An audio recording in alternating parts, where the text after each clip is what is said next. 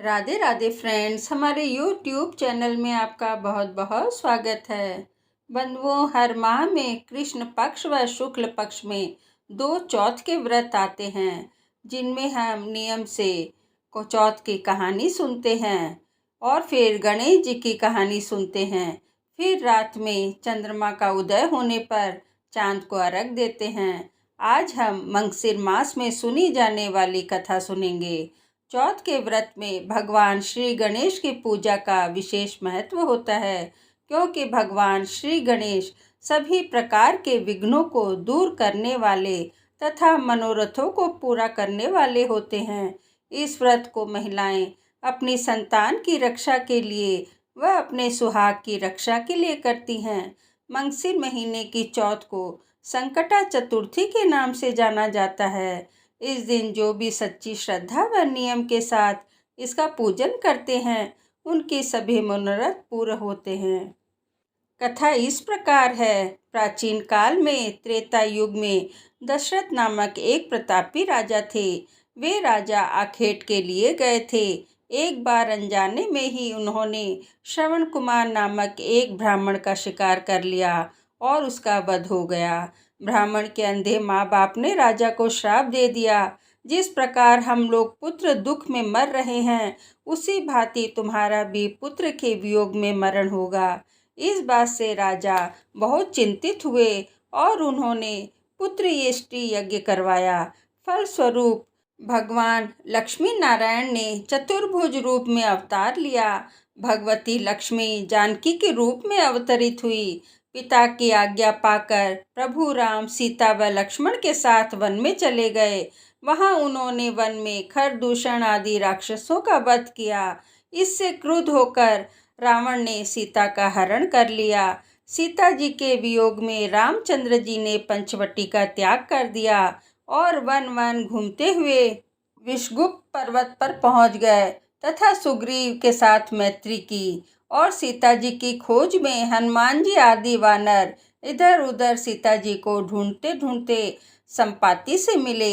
संपाति ने पूछा, तुम लोग कौन हो और इस वन में कैसे आए हो? तुम्हें किसने भेजा है? यहाँ पर तुम्हारा आना किस कारण से हुआ है? संपाति की बात सुनकर वानरों ने उत्तर दिया, भगवान विष्णु के अवतार दशरथ नंदन राम जी और लक्ष्मण जी सीता जी के साथ दंडक वन में आए हैं। वहाँ पर उनकी पत्नी सीता का अपहरण कर लिया गया है। मित्र और हम नहीं जानते कि वे कहाँ हैं। उनकी बात सुनकर संपाति ने कहा कि तुम सब रामचंद्र के सेवक होने के नाते हमारे मित्र हो। जानकी जी का जिसने हरण किया है, वह जिस स्थान पर है वह मैं जानता हूँ। सीता जी के लिए मेरा छोटा भाई जटायु अपने प्राण गंवा चुका है। श्री राम के चरण कमल का स्मरण कर हमारे भाई ने अपना शरीर त्याग दिया है।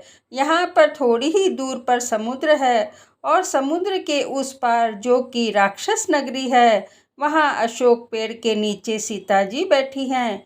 रावण द्वारा अपहृत सीता जी अभी भी मुझे दिखाई पड़ रही हैं। मैं आपसे सत्य कह रहा हूँ, सभी वानरों में हनुमान जी अत्यंत ही पराक्रमी व बलशाली हैं, अतः उन्हें वहाँ जाना चाहिए।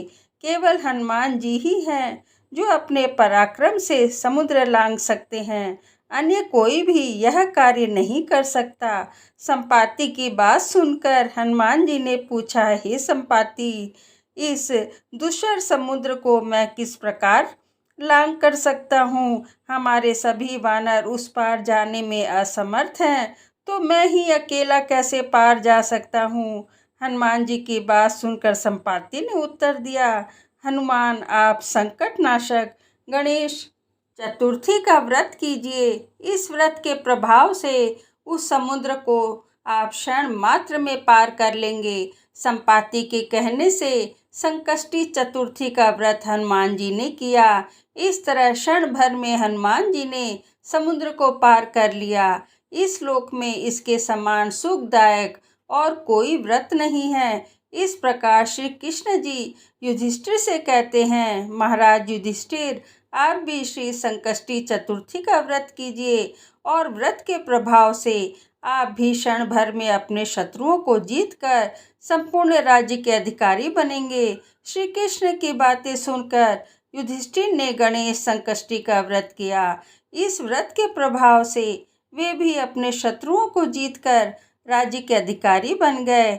इस प्रकार से मार्गशीर्ष कृष्ण पक्ष की संकष्टी चतुर्थी की कथा पूरी हुई। तो प्रेम से बोलिए भगवान गणेश की जय, सभी देवी देवताओं की जय। इस प्रकार जो भी भक्त सच्ची श्रद्धा व नियम व निष्ठा के साथ संकष्टी गणेश चतुर्थी का व्रत करते हैं, उनके सभी प्रकार के मनोरथ सिद्ध होते हैं।